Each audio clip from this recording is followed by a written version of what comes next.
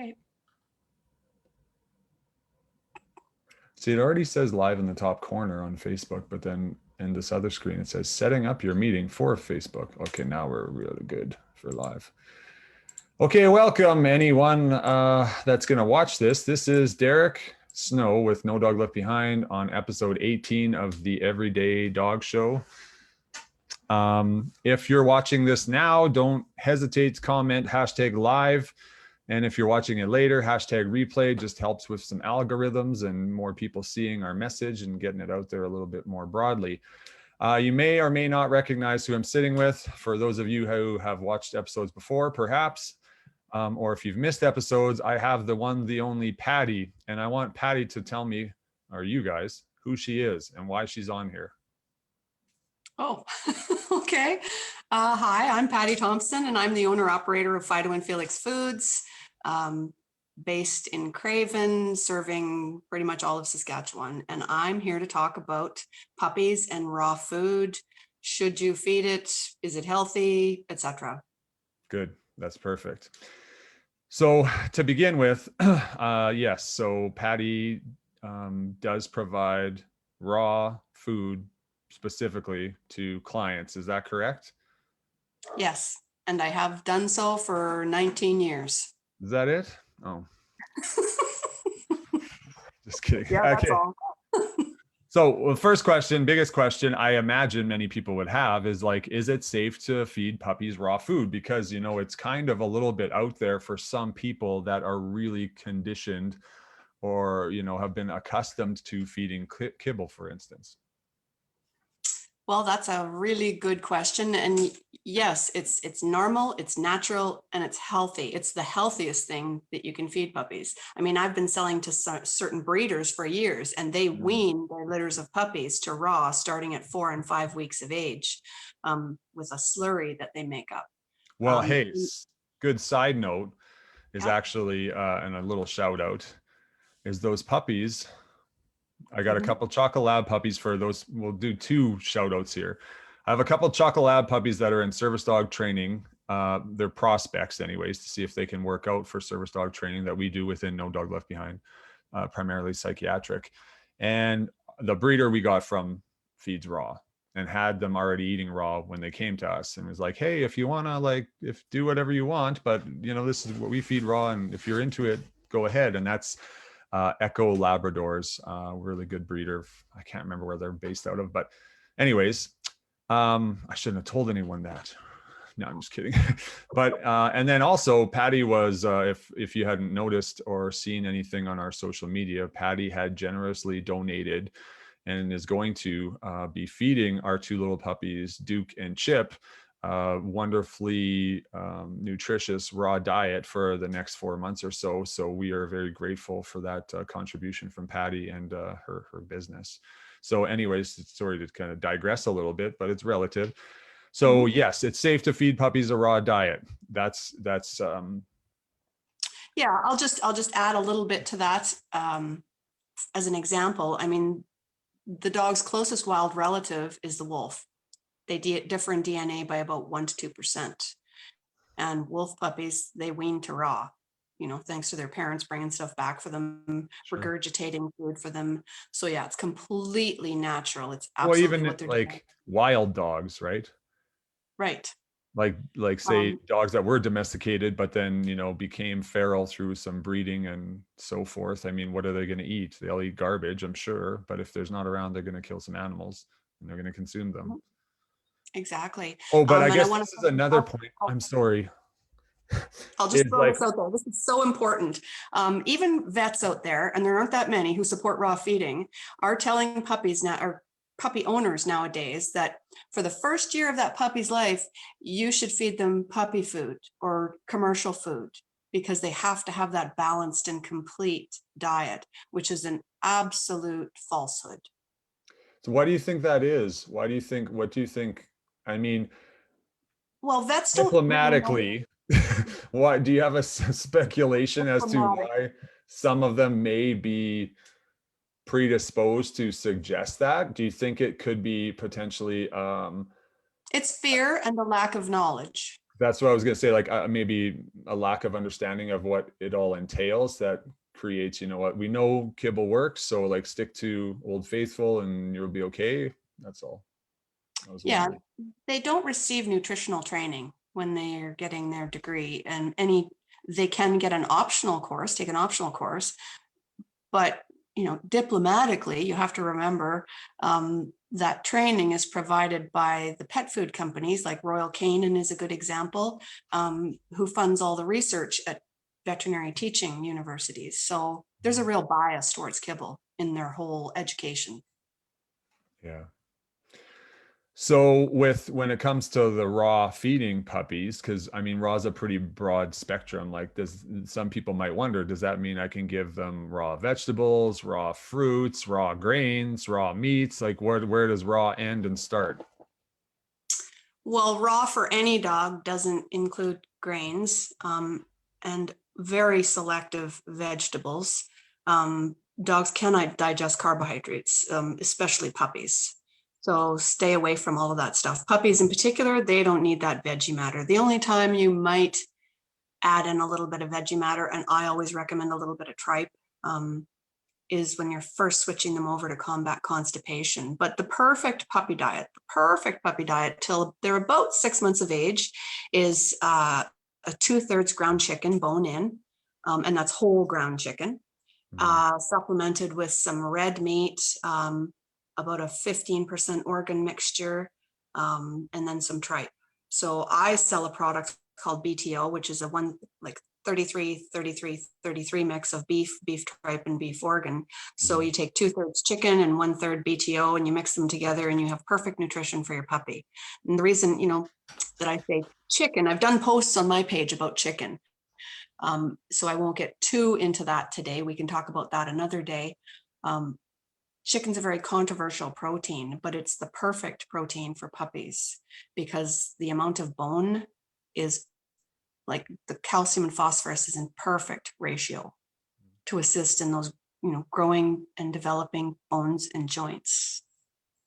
Providing, I guess you're the producers utilizing like whole carcass, not like Right.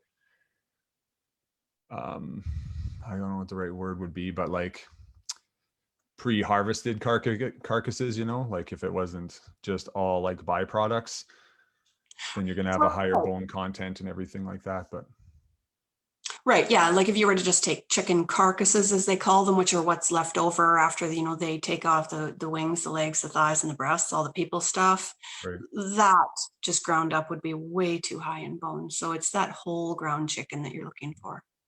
for sure. So then with like puppies on raw, is there any supplements that tend to be suggested for certain breeds or age levels, or is it like straight up BTO and chicken, big time oldies and chicken, uh, or or uh, or is there something that is positive to be an addition? Puppies don't need any supplements. Supplements are generally, I'm very conservative with supplements. They're like a stopgap for a diet that doesn't have enough variety in it, to be honest. Um, I think it's true so for people too.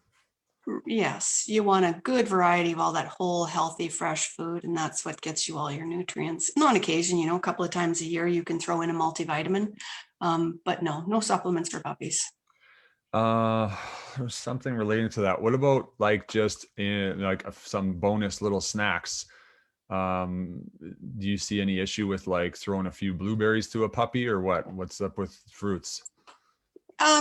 Well, fruits are once again very limited. When you're looking at fruits and vegetables for dogs, what they would naturally eat would be like leafy greens and some berries, basically your blueberries and your raspberries. Um, I mean, you could throw in strawberries too, but not too many dogs think those are too great for whatever reason. But yeah, you can throw in those things. It's just that they don't have a dietary need for it. So don't put them into the diet every day thinking, oh, you're Right. doing a great thing. Yeah, I was kind of thinking from a perspective of like a treat, because like for Oh, example, um, the black lab that's living with me right now, Tasha, she loves grazing on grass, and I'm like, come on, let's go. She'll run like off on a grid road and go and grab whatever and eat it. And I'm like, okay, but she is a lab, so it's probably not necessarily something she should eat, but she loves herself some blueberries, and just as a treat, not like dietary staple every meal, putting it in there or anything is what I meant. Is there anything that you No, wanted to add about that? blueberries are very healthy. Sorry, what was that? No, sorry, I was just saying it was if was there anything else you wanted to add about that? In terms of what you should feed? No, I think we've pretty much covered that off. I guess we could talk about, bones for puppies. Those are fabulous, little marrow bones for teething puppies.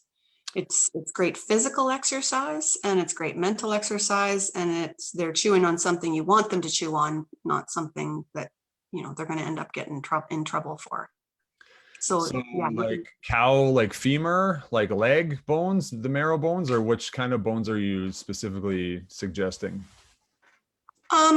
You could do, I'm thinking of the ones I carry that are puppy sized. So that would be venison knuckles. You've got the lamb femurs, and then the small, the 2-inch marrow bones with some meat on them, because they can chew the meat off and then they chew and, get the marrow out. And yeah, those are all puppy appropriate. I urge people to stay away from things. Well, we all know about rawhide, but greenies are terrible for your dog, like terrible. All that artificial stuff, just stick to the real deal and you'll have a really healthy puppy. And Well, essentially less refined, typically better. Is that what you're kind of suggesting? right, it's kind of like the difference between you eating a stalk of celery or a chunk of licorice, nutritionally. Which is good, but yes, Oh, I no. agree. Nutritionally is a different standpoint, and luckily we can take away the cravings from our dog and only give them what we choose, so I can advocate for them positively. One thing I was going to mention, though, I guess, and there's just been somewhat of a realization of this for myself, is that sometimes people need to be aware the amount of physical bite force your dog is putting on a chew, in the sense of, and it's probably more, well, anyways, some dogs will chew harder than their teeth are strong on, like, weight bearing bones. I have not had an issue with that, and I've had a lot of aggressive chewers, but I know clients who have fed their dogs bones for a longer period of time, and I don't know, this may be the case, if the bones were actually smoked or cooked, which contributed to that. So I don't know that, but just in case someone has a really aggressive chewer, whether it's a puppy or an adult dog, you might be very cautious in proceeding with a weight bearing bone like a cow leg, femur, whatever. So just be aware. I feed my dogs it all the time and they love it and they don't break any teeth. But it's a possibility for some intensely aggressive chewers. Yeah, I had one. She fractured the molar right in front of the carnassial, but the fractured chunk fell off and the vet said, she's fine. And she lived like that the rest of her life. I would encourage people to not feed them frozen. A lot of people feed them frozen. And that is something that I used to do, which is probably what led to that fracture in her tooth. And there are, for those really aggressive chewers or people who are worried, pork femurs are lovely, soft bones. Oh, really?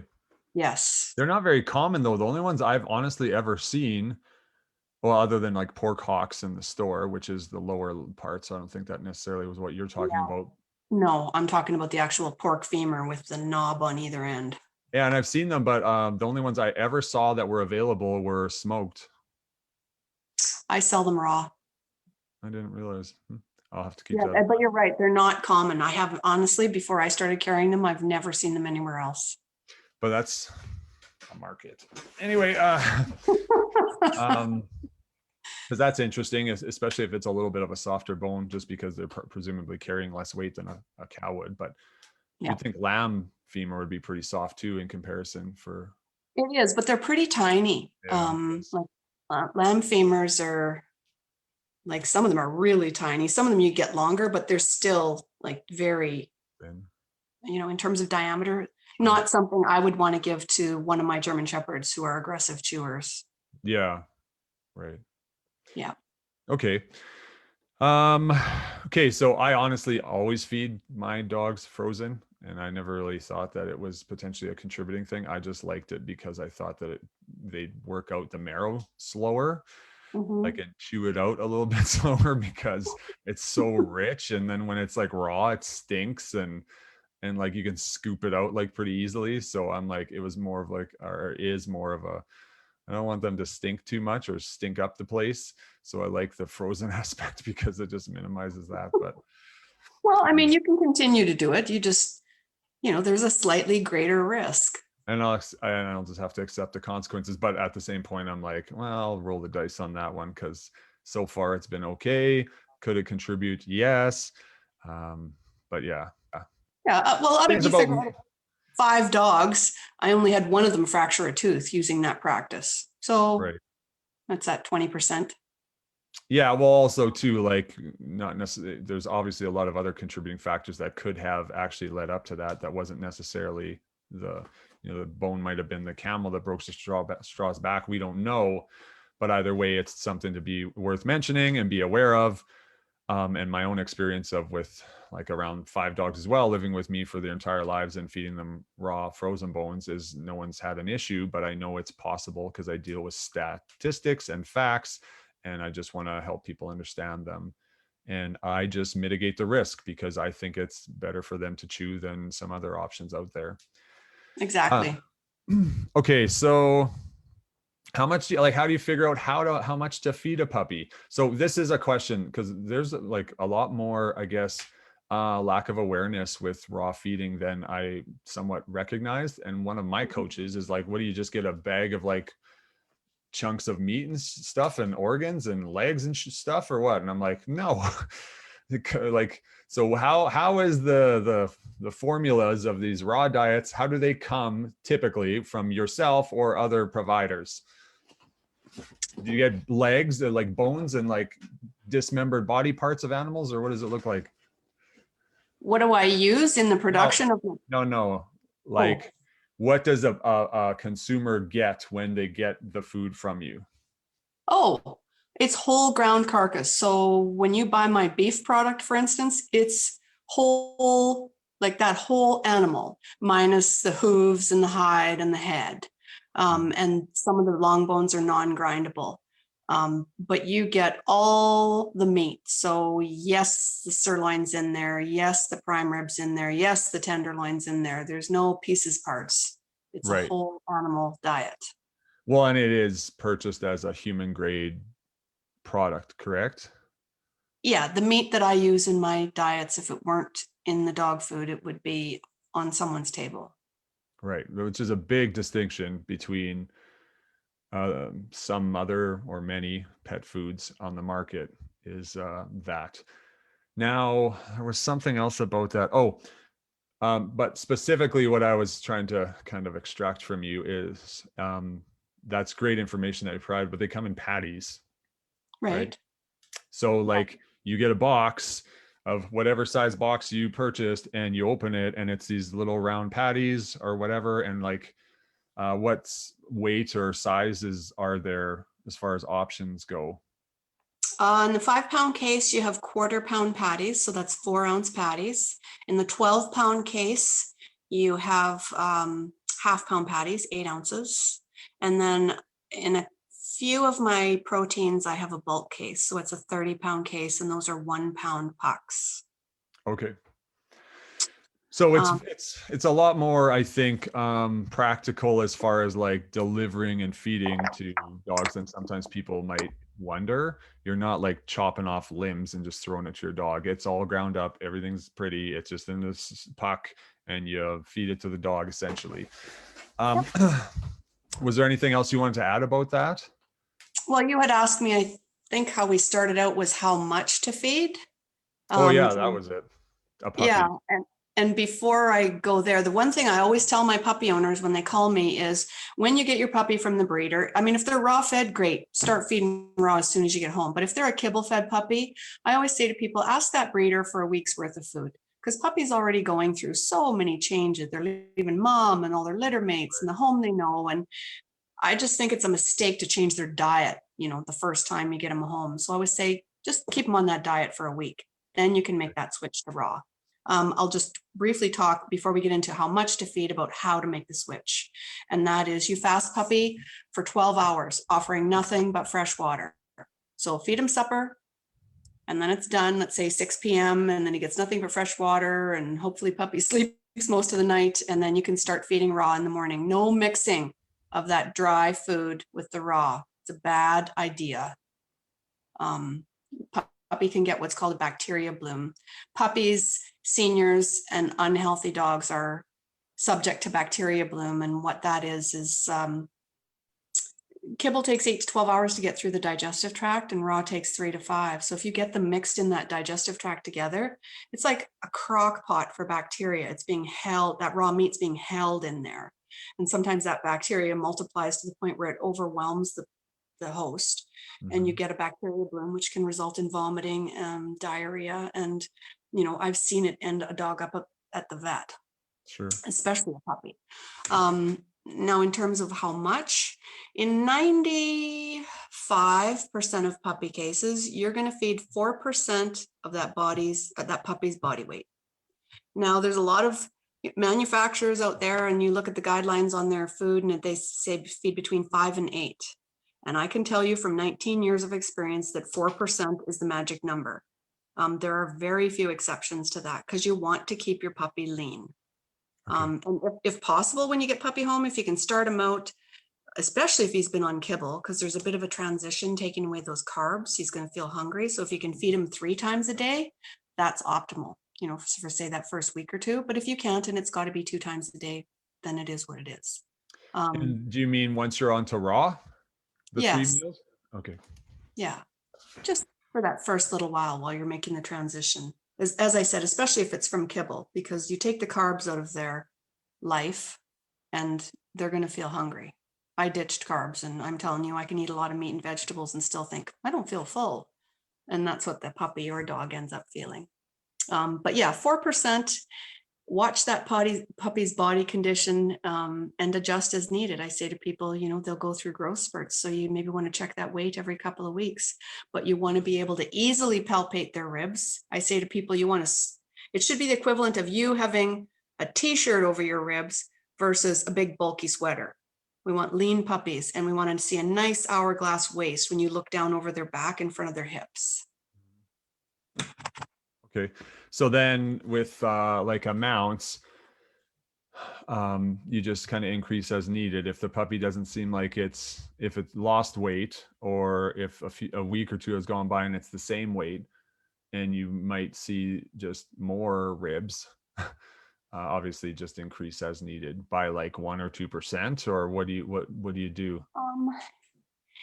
Well, you could, it's so hard. It's just such an intuitive thing. I honestly don't know how to answer this, Derek. So I would just suspect you start off with 1 or 2% a small increase, amount, because you got to remember, we're talking, if a puppy's 10 pounds, they're eating, I should know the math on this, 160, 4, they're eating about 7 ounces. So you could increase that by 1 ounce. Nothing. What did I miss? Messing with you. I said carry the 3. Exactly. It's like, well, I'm not wearing socks, but I didn't want to have to use my toes. But yeah, just really keep in mind that puppy's body condition. If they're getting too ribby, you need to increase their food. Sure. Don't get hung up on the math. And if you're seeing your puppy losing their waistline, then cut back. The math doesn't matter. Sure. Fair enough, for sure. Yeah. I guess the next thing, and we'll wrap this up soon, is cats. What about cats? Is that, or do you provide a raw diet for cats? Like, is Fido and Felix, presumably Felix is the cat, that where you would, provide cat owners with a raw diet if that was something they were interested in? Oh, for sure. Yeah. It's gaining popularity with cats. It's been oddly really slow to grow in that with that species. I think it's because cats are so difficult to switch sometimes. Cats take so many things into account that dogs don't. It's the dish it's in, texture, temperature, consistency, So I can remember when I first got my animals on raw, and I had dogs and cats, and I thought, okay, we got the dog switched over. Now let's get the cat switched over, because really it's more important to feed a cat raw than a dog, because cats are obligate carnivores. They should never consume carbohydrates ever, ever, ever. Right. So a dry diet is the road to ill health. And it's also a testament to how long they can eat a dry diet and stay healthy. Cats are built Ford tough. Right. But anyway, I can remember when I bought the acreage, there was an acreage cat. She would be outside in the nice months, and in the winter she'd move into the house. And I thought, well, she hunts. She's leaving dead stuff here every day. This will be a no-brainer. She was the toughest one to switch over. It took me a year of trying Mm. periodically before she finally accepted it. But yeah, if you're up for the effort, you won't believe the difference in your cat. Their coat, I always thought it was just natural for cats. They have such a strong gag reflex to just be barfing all the time and yakking up hairballs.